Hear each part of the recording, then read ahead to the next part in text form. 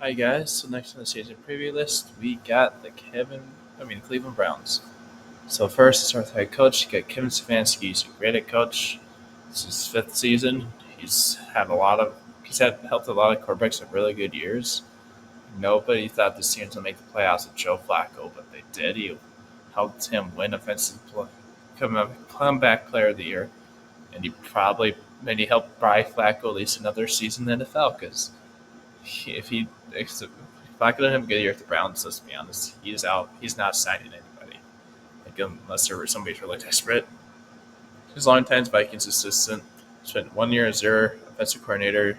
That was Kirk's second season with the Vikings. He helped them a really good year. Yeah, an offensive coordinator got Ken Dorsey, they should not be a coordinator. Like there's a reason the Bills fired him. Like he's not that good as an offensive coordinator. He did used to play for the Browns. He spent past 5 years as Bill's assistant. And then just go there defensive coordinator, one of the best defensive coordinators in the league. You got Jim Schwartz, his second year. He won top assistant job, coach of the year, or something like that. Might have been top coordinator. I don't know exactly what it's called.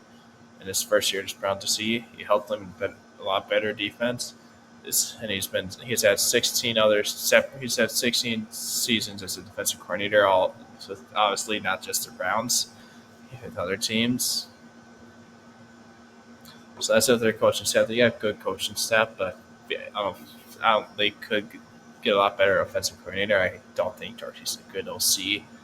And he proved that with the Bills last year. There's a reason they fired him, and their offense looked better, the different one. But we'll see.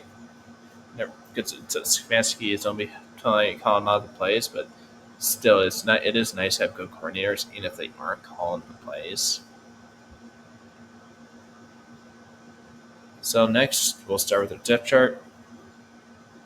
First, start with quarterback. Got Deshaun Watson. He's hopefully have a bounce back year. We're hoping he was just getting off some of the rust because he barely played. He didn't play professional football for a year. That can take some time, but he's not worth, was it like 75 million guaranteed or something like that? I don't know. Like he's in a ton and it's fully guaranteed. Sole contract. Like Joe Flacco of all quarterbacks this his career had a better season. And if he did play more games, he's still a lot better every year. They 1,100 yards, 7 touchdowns, and 4 picks. If that is in only 6 games, that's still not very good for how much you're paying them. Yeah, they did better with backup level quarterbacks that you shouldn't really be started.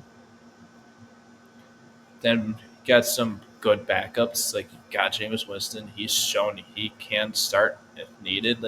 He was former first overall pick for a reason. He's a good backup, pretty good backup. Behind him, probably the best third string quarterback in the league, and Tyler Huntley. He helped. He didn't. They didn't run a playoff game with the Ravens, but a couple years ago, he helped them still make the playoffs after Lamar went down. Pretty good. And then behind him, we got Torian Thompson Robinson. He's probably going on the practice squad just because he was a draft pick just this past season. And then we'll go to running back. We got Nick Chubb. He's been one of the best running backs in the league. Problem is, how good is he going to be coming off that huge injury? So his stats last year, and only 1.5 games because he got injured in their second game against the Steelers. He had 28 carries, 170 yards, and 0 touchdowns. The injury was gruesome. Was a pretty bad injury, so it was legs and knees are pretty big thing for running back. So we'll see how he bounces back. I would love to see him bounce back because I love Chubb. He never complains. He, they also got to remember he's double torn ACLs. He tore his ACL at college of Georgia. He's had other knee injuries, which also doesn't help. Then behind him got You got a couple younger guys. You got Jerome Ford. He was This is his third year. He was a fifth round pick in 2022. Like he had a decent year, especially because for a lot of the part he was splitting carries with Kareem Hunt last year because they brought it back. Kareem Hunt once Chubb went down with injury because he had 204 carries for 813 yards and 4 touchdowns. He averaged 4 yards a carry. He he had four. Then he also had 44 catches for 319 yards and 5 touchdowns from the air. So he had nine total. He had 9 total touchdowns. So we'll see. Like with Hunt gone, like I feel like they might try and make him. I feel like they might want to like manage Chubb's workload a little more, just so he's a little less likely to get injured. And you also got to remember, like running backs don't last forever. Like they have the shortest lifespan of any NFL position. So even so, that might also be it. Like that's tough. Then a third string, you got Pierre Strong. Him and Ford will probably be battling him out. God, like I hope because Strong was a fourth-round pick in the same draft. He wasn't drafted by this regime because he was drafted by the Patriots. Yeah, so his last season, his first year at the Browns, he had 63 carries, 291 yards, and 1 touchdown. Same because like he was stuck behind Ford and Hunt last year, so we'll see how much he gets carried. But you gotta remember, like there's a reason like they had Kareem Hunt for so long. Like they do like to run kind of a little bit of running back committee, not a ton because Chubb is their main running back. They still do a little bit. So it's between Strong and Ford. I feel like Ford will probably win it, but I think Strong has a little bit of a chance. Because neither of them have proven a ton, so it could happen. Then behind him, you got Deontay Foreman.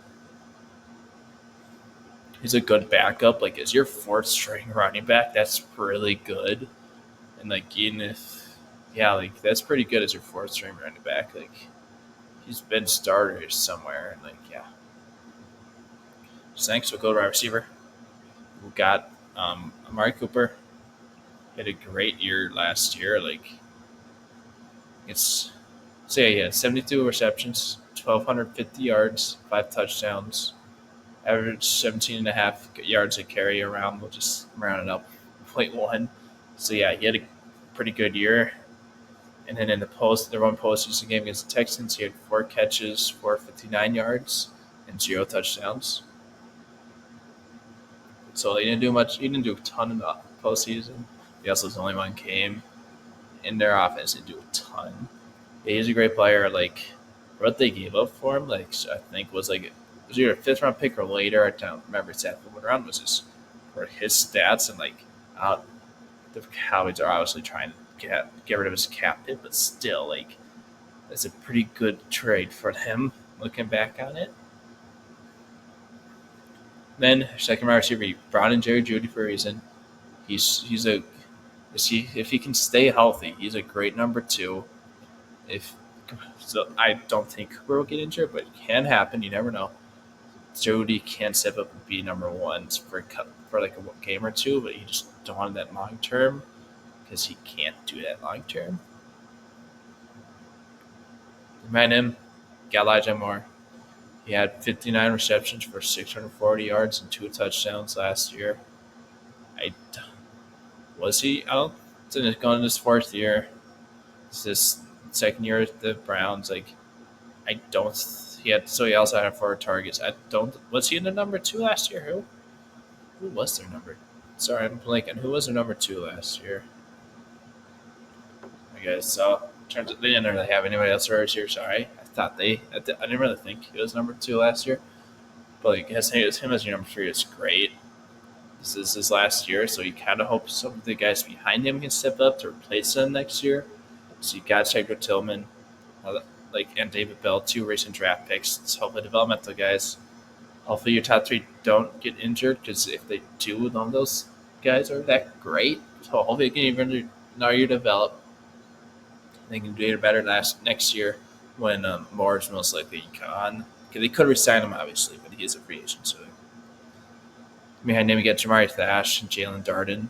Between those two, I feel like probably Darden will be the wide receiver six, but it's not a huge deal because wide receiver sixes should never be touching the field. Then behind them, we got Michael Woods, James Roche, at best practice squad guys. Then Matt Landers and Marion Brown roster cuts. So yeah. So then let's go tight end. Got Dave Njoku. He's a good tight end, but he's not the most consistent. Like he's had some good years, but he's also not had some good years. So we'll see what happens there. So yeah, this last year, he didn't play one game, so in 16 games, he had 81 catches for 882 yards and 6 touchdowns. It's easily his best year so far in his career. Like that's over 200 more yards than his next closest in his career, 2 more touchdowns than his next closest in his career. Like so, he had a career year last year. Hopefully, he can keep that up and maybe even get better. Like he was a former first round pick. He was back in 2017, but still, he's a pretty good tight end. You're perfectly fine with him being your number one tight end, and probably your fourth, probably your third or fourth guy, depending on how much they use Chubb in the receiving game coming off his injury. Because I doubt for sure maybe even number two because Joker knows the system and Judy's new to it. Because obviously he just got traded there not that long, a couple months ago. Behind him, you got Jordan Atkins. Don't pay much attention to his stats. He's a good blocker. That's the whole reason he's there. Like, yeah. But that's just if Joker does get injured, you don't really have many tight end receiving threats because in Zaire, Mitchell Payton, and Tayshaun Wedge, you're not very good because Atkins, you kind of counted in Atkins at that point, and that's not that good. But tight ends aren't the hugest thing to your offense, but still, like if you have a ton of good weapons, that always helps your quarterback. Then let's go defensive line. Got a great offensive line if they can stay healthy because both Wills and Conklin dealt with injuries last year. But like their offensive line wasn't as good without them, but it was still good. So that shows you they have good depth. Because they still got Dwan Jones and James Hudson behind them. But we'll see. So they might, depending on how Wills does this year, they might let him lock for agency. And they might just move Dwan Jones to left tackle because he showed he can be a decent starter. Because I'd rather have him starting over Hudson. But we'll see if hopefully both Wills and Conklin will be back by the start of the year because it both has them out, but assuming they will be. Then behind them at tackle, you got Akeem Adenji and Jerome Fetty. They'll probably find a way. One of them will probably find the way to make the roster because they're decent backups. And but there's a chance they probably won't because they probably have to be more as guard depth because I doubt they're definitely not going to carry 6 tackles and most 5. So then behind him got Lorenzo Thompson and Wyatt Davis. I haven't heard of Thompson before. No, sorry. I went to interior guard. Sorry. Roy Munabike. Haven't really heard of either before. Roster cuts. Let's go into interior. You're great there too. Like this is one of the best defensive lines in the league. Like you got Betonio, you got Poshik, you also got Teller. Like those are 3 really great guards. Like that, like Poshik is your weak point of your offensive line. And he's a good starting center. He's not even that bad. Behind him, we got pretty much mostly like young developmental guys. You got Michael Dunn, you got Luke Whippler, and Zach Zinter. So yeah, that's why I kind of think Demji and Petty, one of them can make the roster just because they might want a more experienced guy on their interior offensive line as backup, just because Whippler and Zinter are unproven, so it's hard to know how they'll do.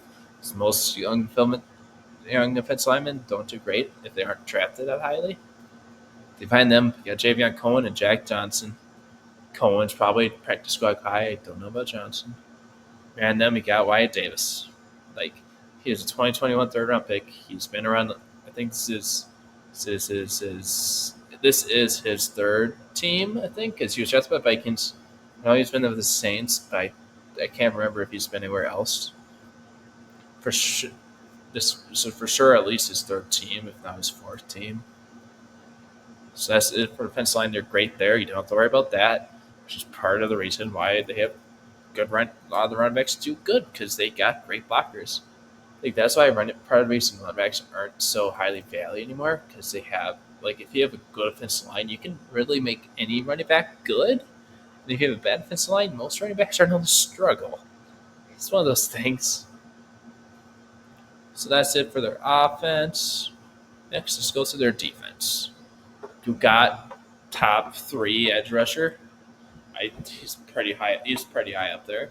They got Myles Garrett, great edge. Like you're perfectly fine with that. Like as long as he doesn't try to smash somebody's on our team's quarterback in the head with his helmet, he's you're great at number 1 edge. Opposite end of him, you got Zadarius Smith. Like those two are probably the best combo. One of the best 1-2 edge combos in the league. Like a lot of teams, Zadarius probably starting. But we'll see how good Zadarius Smith is this year because he is getting up there. He isn't as. I think he's. Let's see how old he is. I think he's 31, 32. Yeah, he is 31, but he turns 32 in early September, so he'll pretty much be 32 for the whole season. So we'll see what happens there. Behind them, you got mostly a lot of young developmental guys. I guess you got Agba, Okoronkwo, and Alex Wright. You don't have great edge depth, but you don't really need a ton because Myles Garrett is really injured, but Zadarius Smith does get injured sometimes.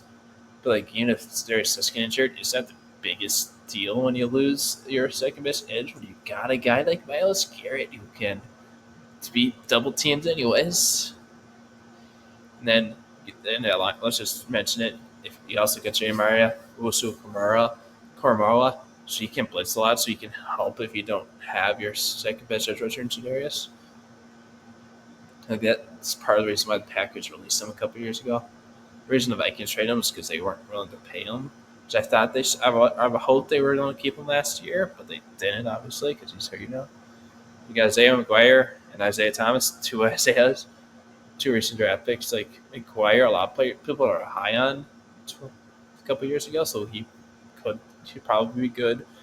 He could beat out those other 2 guys. Like Agbo Corono, he's a decent edge music, but he's not as your third one, that's great, but as your number 2, that's not as good. And then Marcus Haynes and Jeremiah Martin, maybe practice go guys. That's about it. Then you got defense. Let's go defensive tackle. You're perfectly fine with that. You got a good defensive line. You got a pretty good defense in general, but you got a pretty good defensive line too. There's a reason why this team was able to. Partial reason they were able to make playoffs with the backup quarterback and Joe Flacco in his late 30s. But so yeah, because they have a good team on both sides. So yeah, Dalvin Thompson is a great defensive tackle. I was really hoping the Vikings would keep. Another guy was really hoping the Vikings would keep last season. But we could have really used both of those, him and Zadarius Smith last season. But it happens. You can't expect to keep everybody. And I understand. Once I saw Thompson's contract, I didn't think it was a bad contract, but I knew the Vikings did not have enough cap space to sign him to that. Shelby Harris, he's fine. He's getting a little up there. But he's your number 2 defensive tackle, your number 4 main pass. Here's your number. Out of your 4 starter defensive linemen, here's your number 4. So that's pretty good. And then you got behind him, you got Maurice Hurst and Quentin Jefferson. Those are the older guys that we don't get, so you can't expect more out of them. But then behind him, you got recent draft picks, developmental guys in Sankey. You got Mike Hall Jr., Ron Banks, and Sam Kamara. Probably not to make they're definitely going to make the roster. Maybe practice squad guys, one of them. Then let's go to linebacker. You you added a guy like Jordan Hicks to this linebacker group to help it a little bit out, and another guy like Devin Bush. Devin Bush, he was a first round pick bust, but he's still a good linebacker. He's just not like a guy worth a top 10 pick, which he was for the Steelers in 2019. But it's not a huge deal if he's not that good, anyways, because he's your number 3 linebacker. You got Jerry Murray, who's a corner. He's a great linebacker. Like he was like steal in the second round. Everybody thought it was at the time, but he's proven that he was. Like a lot of people thought he would go late first, early second, but I think he went middle to late second round. You got Jordan Hicks. He was a good linebacker for the Vikings last year. He called plays for him last year. He's getting up there now, so we'll see what happens. And then you got Devin Bush. He's a great number 3 linebacker, but like he will probably get some starting snaps because Hicks is getting older and Kamara has dealt with a little bit of injuries, which is fine. Like not a huge deal. Bush plays some. Behind them, we got Tony Fields, Muhammad Diabete. Sorry about that last name butchering again. Sorry. And then you also got Nathaniel Watson, backup developmental guys for the most part. Probably at least one of them makes your roster. And then you also got Caleb Johnson, Landon Honeycutt, and Winston Reed. None of them are making the roster. Probably one of those practice squad guy. So let's go to the secondary. They're great at secondary as well. Like this team, outside of maybe quarterback, depending on how Watson does, because he hasn't done good since he left the Texans. He has had some good years. They don't really have a lot of weaknesses. Like they have a pretty good. They have at least a good to pretty good starter at every position. That's yeah, for the most part. So yeah, number 1 corner got Denzel Ward. I think that's great. He's a top 10 to 15 corner. Like that's perfectly fine. Like you don't need to worry about that. Then behind them, you got recent draft picks and Martin Emerson Jr. He's really good too. Like, and then you also got another recent first round pick, Graham Newsom Jr. the second. Like he's pretty, like as your third / second, because there's a chance he might be an Emerson's number 2, but like, either way, that's pretty good. Like if Emerson or Newsom's your number 3, most of the guys would at least be most teams number 2s, which is insanely good. So they got depth. Then you also got Khalif Alicia, Justin Hardy, and Miles Harden. All 3. There's probably most more likely than not, all 3 would make the roster. Unless guys like Tony Brown and Vincent Gray just come out of nowhere, but it's not likely to happen. But they're not. You don't really want any of them starting. Then so you got Winston Reed and Vincent Gray, developmental, probably practice squad guys, because there's a chance they'll carry 7 corners, but most more likely not, they won't. So yeah, same thing with those guys behind them with corners. We'll go to safeties. Like you got Grant Delpit, definitely worth that second round pick a couple of years ago. Like if he got that big, decent sign contract from this during the middle of the season, he's worth it. He's a pretty good safety. Free safety got Lonsford Hill, signed him from the Chiefs last offseason. He's another pretty good safety. I wouldn't say pretty good. He's good, but he can be good. He can be pretty good, but he's dealt with injuries. Then behind him, got Rodney McLeod, and when you don't have him as your starter, that's great. But like, I don't really think he should be starting at this point. But we'll see, because injuries do happen. And if he needs him to, you can also play a little bit corner, just because you don't have the great second cornerback depth. You just got Ronnie Hickman. Sorry, I think I said Hitman for some reason. He's okay. Another young developmental guy. Same with Anthony Bell and Brady Breeze. Sorry, I'm having some trouble with players' names all of a sudden. But yeah, that's it for their defense. Next, let's go to their special teams. kicker, you got Dustin Tompkins and Kid York battling it out. I feel like York has probably a good chance of being their kicker that makes roster just because that's the reason draft pick. He has been good at times, but he hasn't been. He also hasn't been good at times. So we'll see. They might go with a little older, more proven guy in Hopkins. The punter, you got Corey Borquez. Sorry, they got some tough names, last names. He's okay. He really cares about your punter that much. Anyways, attorney got James Prochet the second, Pereira Strong Jr. I feel like for at least kick returner, I think whoever the kick returner depends on who they have as number two and if it's Ford or Strong. So I feel like you don't want to risk your number two running back with Chubb getting, who knows how Chubb's gonna do, getting injured. So we'll see. But if you got any Naheem Hines, if he can finally get back to being healthy, he can be. I feel like he'll probably be the returner. But he probably won't be back for the start of the season, so we'll see what happens. But he hasn't been healthy a lot, so we will see. But he has had some good years. He had some good years with the Colts, so he can be decent. But still, like he's your returner, so it's not a huge deal if he does eventually make it back, if he can stay healthy. So yeah, then who cares about the long snapper? Then let's go to their schedule. First week, you got the Cowboys. That should be a really good one. They'll probably I think they're gonna win it because it's at Cleveland.